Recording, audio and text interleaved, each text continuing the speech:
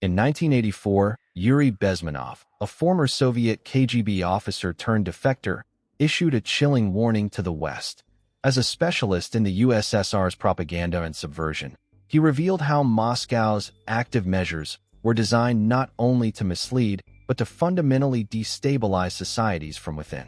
The West, convinced that victory in the Cold War would be purely military or economic, ignored his words. Yet Bezmenov understood what few in Washington or Brussels could grasp. The battlefield was psychological, cultural, and moral. Only a little more than a decade later, Russian strategist Alexander Dugin gave these methods a new intellectual scaffolding. In his 1997 book, The Foundations of Geopolitics, The Geopolitical Future of Russia, Dugin argued that the path to weakening the United States and NATO lay in fomenting chaos inside America's borders, igniting racial and social conflict, seeding distrust of institutions, and nurturing separatist or extremist movements. His program was nothing less than a blueprint for dismantling the West by exploiting its own fractures. The Soviet-Palestinian nexus. These ideas did not emerge in a vacuum. Already during the Cold War, the KGB had cultivated deep ties with Palestinian terrorist factions, trained operatives who were providing disinformation and weaponizing the Arab-Israeli conflict for Soviet purposes. The Palestine Liberation Organization, PLO, along with splinter groups, were not merely perpetrating anti-Israel terrorism. The PLO was a Soviet proxy, deployed both to weaken the Jewish state and inject anti-Israel and anti-Western ideology into Europe and America. The propaganda of that era, casting Israel as a colonial aggressor, Palestinians as eternal victims, and the U.S. as the imperial puppet master, was carefully crafted in Moscow and echoed through Arab capitals, European universities, and eventually American campuses. What some now call the pro-Palestine movement in the West is, in many respects, the residue of decades of KGB-backed manipulation. The cultural self-hatred, moral relativism, and selective outrage that dominate today's progressive circles were seeded by Soviet strategists who understood that eroding Western confidence from within could be more decisive than any tank battalion. Ferguson, Baltimore, and beyond. The Kremlin's methods have been adapted to new technologies. In 2015, amid racial tensions in Ferguson and Baltimore, Russian operators unleashed waves of propaganda on American society.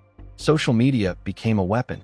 Bots and troll farms targeted both sides of the divide, while inflaming white resentment, stoking black anger, and encouraging confrontation, even violence. Moscow's tactics, steeped in whataboutism, were based on highlighting America's imperfections while masking Russia's repression. Georgetown University professor Dr. Mark Jacobson summarized it.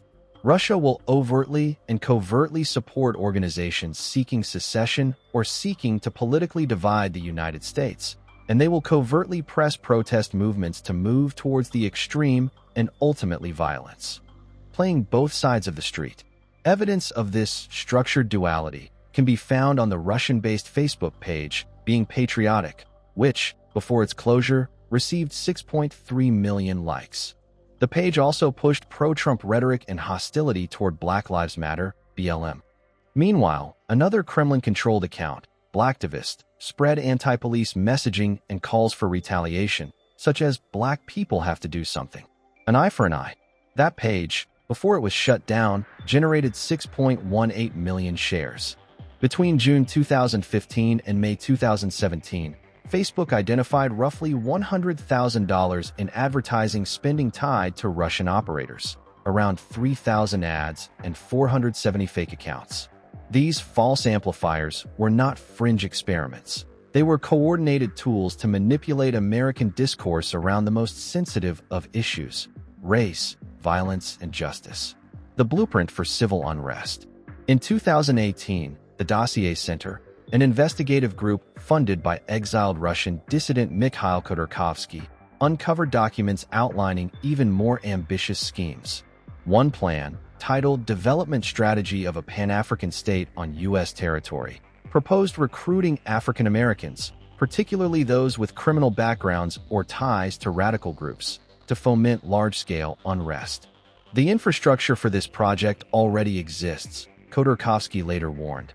stressing that American society remained dangerously susceptible. The troll factories. At the operational level, the infamous Internet Research Agency, IRA, Russia's troll factory, became the spearhead of these campaigns. Between just 2015 and 2017, its politicized posts reached more than 30 million users on Facebook and Instagram. Millions of Americans unwittingly shared, liked, and commented on Kremlin-forged content, often amplifying falsehoods more widely than the mainstream reporting did. Algorithms that reward outrage over truth became Moscow's best allies. Viral posts spread disinformation with an efficiency no Cold War-era propaganda organ could ever have matched. Silicon Valley unwittingly handed Russia the perfect conduit for digital warfare. The mutation, wokeism, and cultural subversion. Russia's subversion did not stop at racial politics. The cultural issues that dominate the modern West, militant wokeism, the supremacist drift of certain Black Lives Matter factions, the radicalization of LGBT activism into a vehicle for political extremism, the violent anarchism of Antifa, and the ideological intoxication of extreme left-wing groups, all fit the same Soviet blueprint. Each is presented as a struggle for justice, but all converge on one common outcome: the erosion of Western cohesion, the delegitimization of traditional values, and the paralysis of democratic institutions. From gender ideology pushed in schools to mobs tearing down historical monuments, the fingerprints of a decades-long psychological war are evident. What began with the KGB's creation and sponsorship of radical Palestinian organizations has evolved into a kaleidoscope of identity-based movements that serve the same destabilizing purpose. The Islamist Ride, Muslim Brotherhood, Iran, and Qatar. This ideological offensive was not left to Russia alone. The Muslim Brotherhood, Iran's revolutionary regime, and the Emirate of Qatar eagerly seized onto the momentum of Soviet-inspired subversion. For the Brotherhood, the Soviet playbook of infiltrating institutions, exploiting grievances, and recruiting the young provided a ready-made method to expand its Islamist agenda inside Western societies. Iran, emboldened after 1979, injected the same anti-American, anti-Israel poison into both Middle Eastern conflicts and Western discourse, while Qatar weaponized its vast petrodollars to fund propaganda networks such as Al Jazeera and to bankroll extremist movements. All three actors found common ground in using Israel as a permanent foil, a convenient lightning rod for outrage, hatred, and mobilization. By turning every regional or global grievance into an indictment of the Jewish state, they perpetuated the Soviet narrative while adding their own religious zealotry. In practice, this unholy alliance of Soviet legacy and Islamist opportunism amplified the West's inner divisions, nurtured identity politics, and corroded democratic confidence. The moral relativism of progressive elites, the selective outrage of campus radicals, and the obsessive fixation on Palestine are not organic.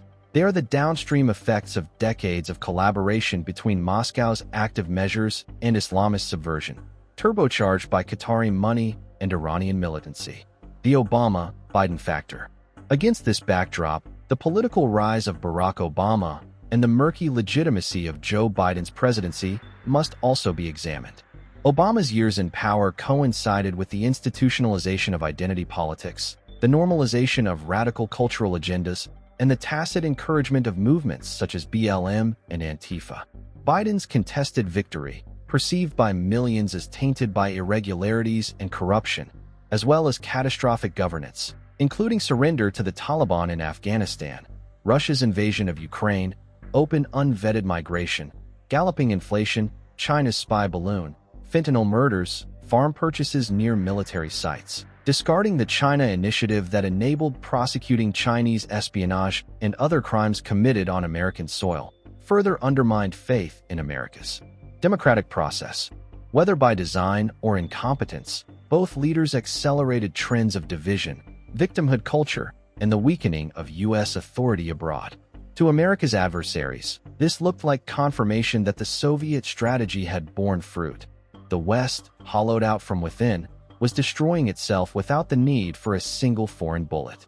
The present danger. In recent months, senior Russian officials have doubled down on the theme.